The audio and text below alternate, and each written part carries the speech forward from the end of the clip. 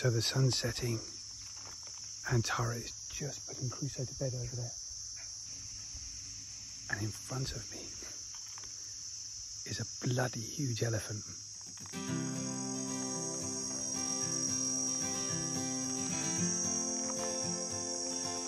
Have a look at him. Wow.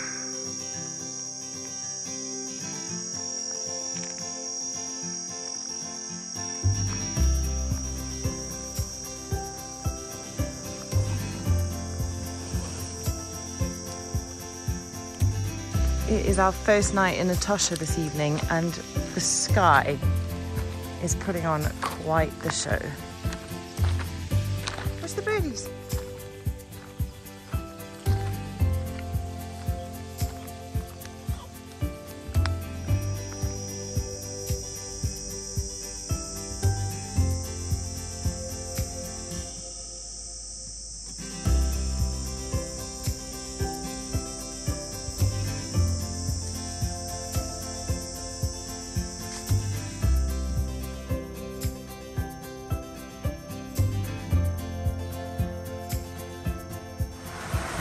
We got rain going on. We were going to have a movie night tonight.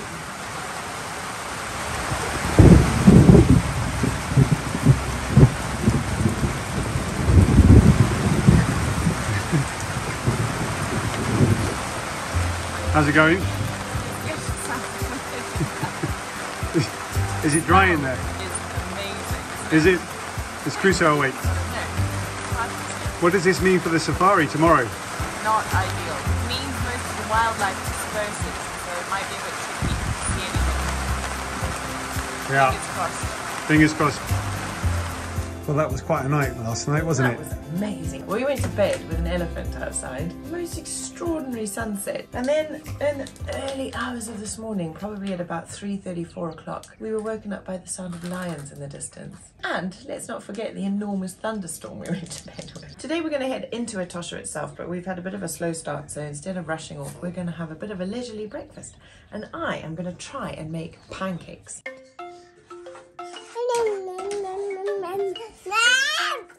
What's the matter? Are you starving hungry, buddy? Are you starving hungry? Chris, I'm gonna have a high five. High five. Yeah! Well done, you. Chris, say bye. Bye. So I've mashed up some bananas and I'm putting in some self-raising flour, chia seeds, some flax seeds, some coconut oil and a bit of milk. In the UK, coconut oil looks white. Yeah, it's completely malted.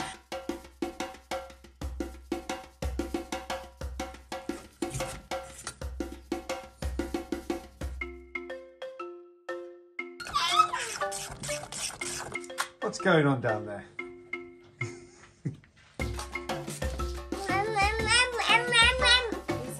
And so, with breakfast on the go, John packed up camp and tried to placate Crusoe, who was getting more and more impatient by the minute. If there's one thing this kid doesn't lack, it's an appetite, especially for blueberry pancakes.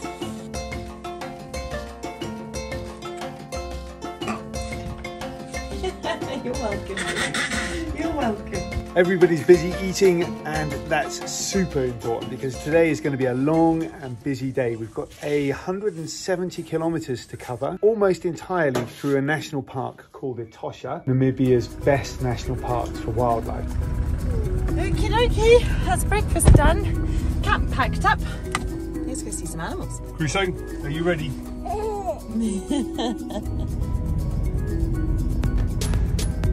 The last time I've driven down this road, I've started to see animals. So hopefully we'll see some animals on the way in.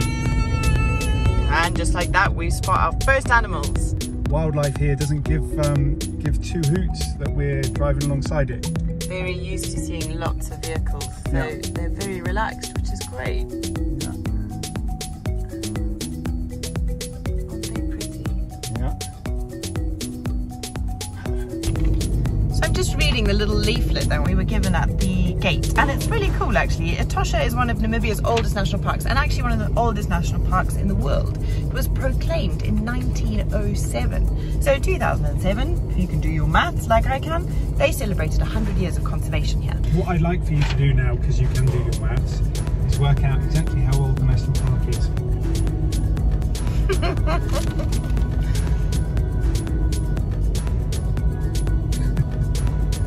114 years old. Yeah!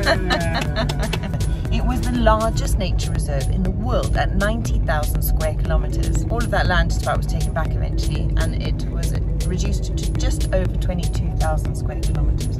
And it is now home to one of the most significant populations of black rhino in the world, and the endemic black-faced impala, which was saved from the brink of extinction when it was reintroduced to its historic home ranges here in Etosha. Etosha National Park is dominated by a large salt pan, and the scenery is pretty stark. White sand, blue skies, and seemingly endless roads. Most wildlife concentrates around water in this area, so game viewing is pretty easy and rewarding. Heading off in search of a waterhole with lots to see along the way, it wasn't long before we were sat with a pretty typical Etosha scene before us. So Tara's just rightly pointed out that it's now the middle of the day. It's 35 degrees centigrade, and unless we're near water, we're unlikely to see very much in the way of wildlife.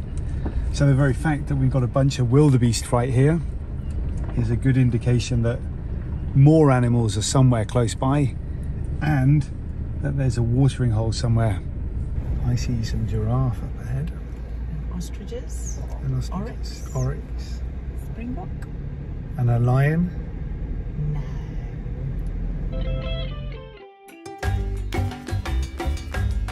What do you see, Crusoe?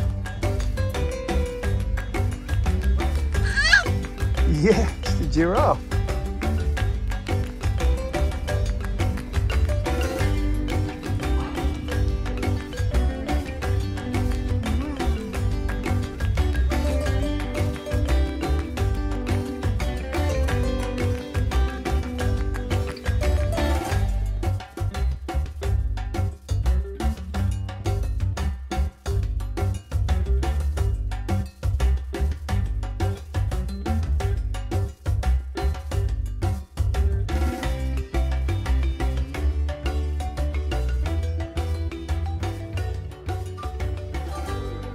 So we've just been bombing along this road at 30 kilometers an hour, and Tara has said stop, stop, stop, stop, stop, and we just had to reverse because Sleeping under a tree just over there is a rhino. Let's see whether Tara can get a picture of it. I mean, it's so far away, it's not great, but you'll get the idea.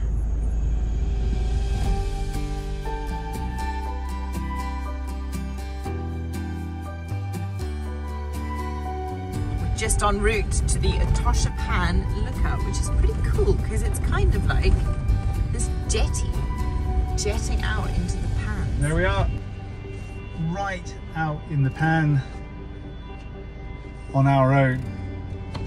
And the literal term frying in the pan, I might say we're close to that because it's 38 degrees centigrade out here, which is 2 degrees colder than it was yesterday. But we are still only, oh, it's 2 o'clock in the afternoon. Blimey, that's been a quick morning, hasn't it? Hasn't it? Gosh. Time flies when you're having fun.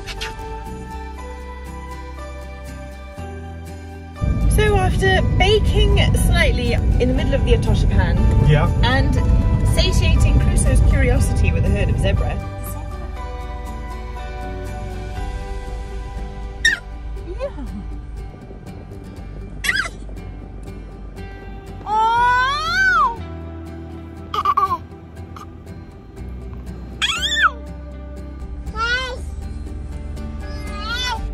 Yeah. we are beating a hasty retreat. Well, not hasty, but we're retreating from Etosha National Park itself. To stay in a conservancy on the edge of the park. Called Onguma, and we're staying at their campsite, which sounds lovely. Campsite sign and a giraffe. Ooh, another giraffe. It's like a giraffe welcoming party. I mean, they're literally everywhere. Sorry guys, we're just trying to get through to the camp. This looks absolutely beautiful. These campsites are so nice and private. All really tucked away from each other. Yeah, number 5. Look, we've got guinea fowl in ours. We do, look at that.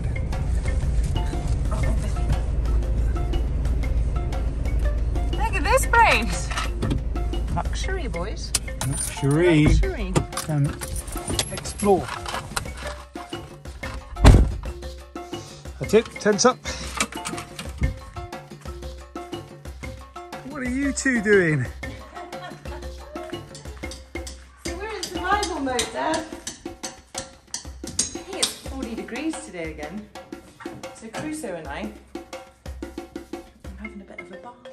Hey, good job, little man. Now should we go play on the grass? There we go, our new home for the next couple of nights. Isn't this beautiful?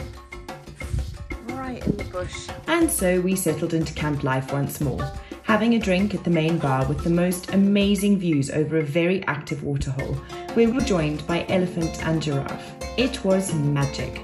To think that we had another full day in this special place had us feeling very lucky indeed.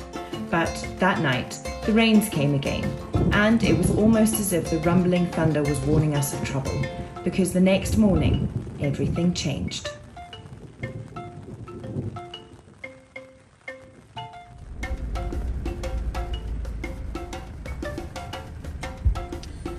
So the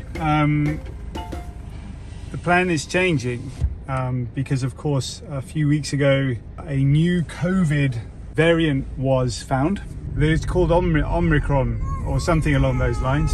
For the last 18 months, Tara and I have tried really hard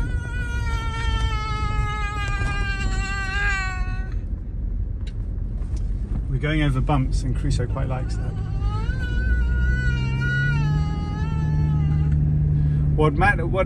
Basically, for the last 18 months, Tara and I have tried really hard to make sure that we're not affected by COVID.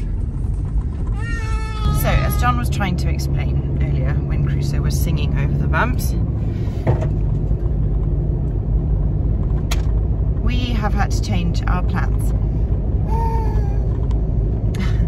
We have been very successful over the last 18 months to fashion our lives in a way that meant that the travel restrictions relating to the pandemic didn't affect us. And we've made the most of the time that we've had. This trip has been a long time in the planning, and it's been a long like held dream of both of ours.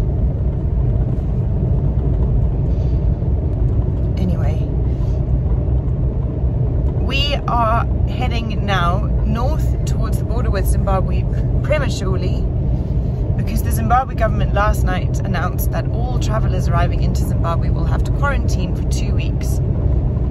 And quarantining in a hotel room with Crusoe for 2 weeks is just not an option. So we are trying to get to the Zimbabwe border in the next 2 days in an attempt to get in before the quarantine measures come into play, so that we can be home with my family for Christmas. It means that our plans in Namibia have come to a halt, and it means that our plans in Botswana are put on hold. What we're hoping is that we're able to drop the vehicle in a place called Kasane, which is up near the Zimbabwe border, and that we can re-pick up our plans when the borders reopen again in the new year.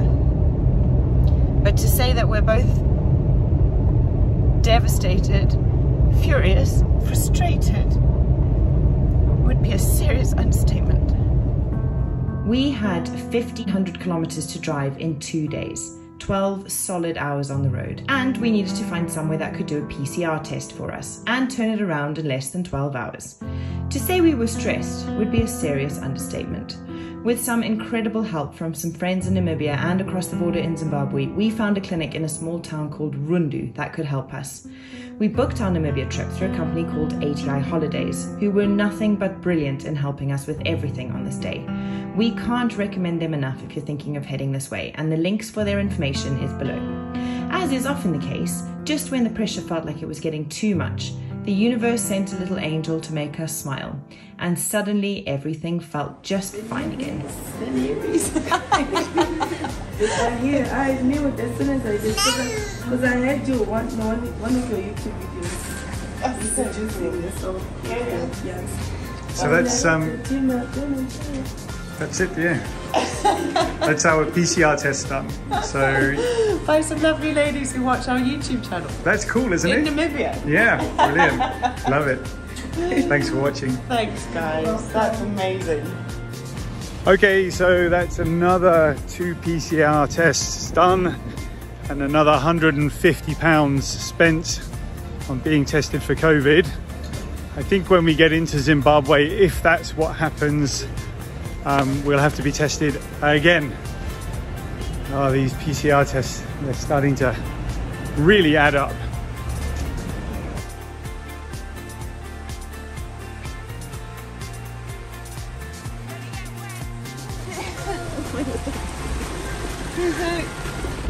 You are my hero, little dude.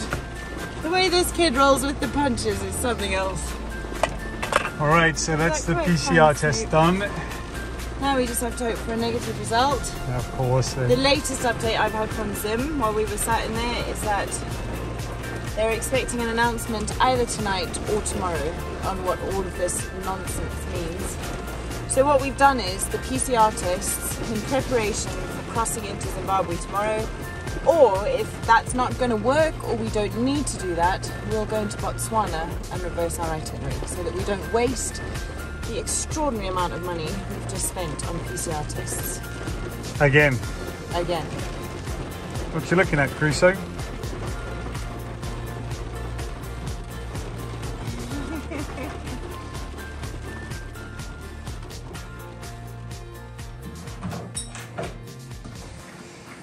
It is 5 o'clock in the morning. 5:30. 5:30. We didn't update you yesterday, sorry. Yesterday turned into just like a day that hurt our heads. But anyway, after the extraordinary encounter with the lovely ladies at the PCR test who watched our YouTube channel. Yes, they did. They watched our channel. They knew you from the team, my boy. Don't fall over backwards. That'd be a silly thing to do. Okay, carry on. After that wonderful encounter, which was just amazing, and I had been standing there holding Crusoe in floods of tears because when we arrived asking for an express test, they were like, "Oh, sorry, our electricity's down, we can't do it." And I just was like, "This is just turning into a complete nightmare." Anyway, the electricity came back on while we were there, and they watched our channel, and they were great, and they looked after Crusoe, and it was amazing. And we got back on the road and we got our PCR tests and they're negative, and now it's 5:30 in the morning and we are about to leave. So wish us luck, folks, because a lot rides on today. At 5 o'clock yesterday evening, the Zimbabwe government said, gave more details. We don't know if they're going to be in place yet. We're really chancing our luck here. So let's get going, boys. As I was trying to say, there was a lot riding on today and a lot that could go wrong. Nevertheless, the morning started with magical scenes as the sun rose over the horizon, children made their way to school and Africa came to life. And we had one of our most memorable road trip moments when a herd of elephant and a majestic kudu bull crossed the road in front of us.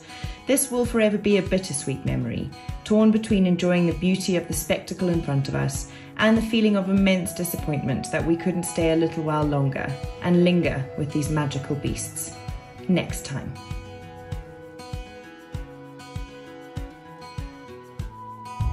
Right, this is our first border between Namibia and Botswana. We are going to be first in line by the looks of things, which is great. First across this border, good start for the day.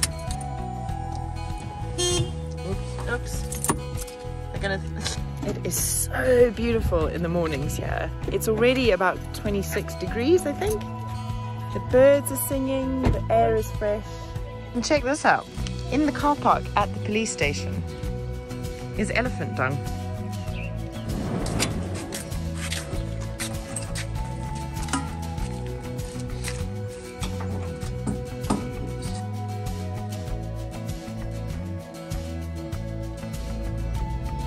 3 minutes until the border, 2 minutes until the border opens. The first border. Crusoe's getting a bit fidgety, we all are.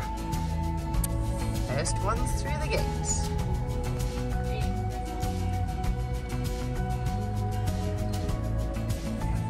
That's it. Next stop.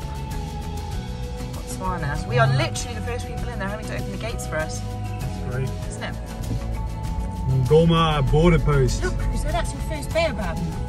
Wow! We've got them here then. African border posts are often places of interesting encounters, but usually with tricky border officials and eclectic other travellers. Today though, things were a little different, and our crossings were marked by a sink full of beetles and a border jumper who for some reason wasn't asked for his PCR test.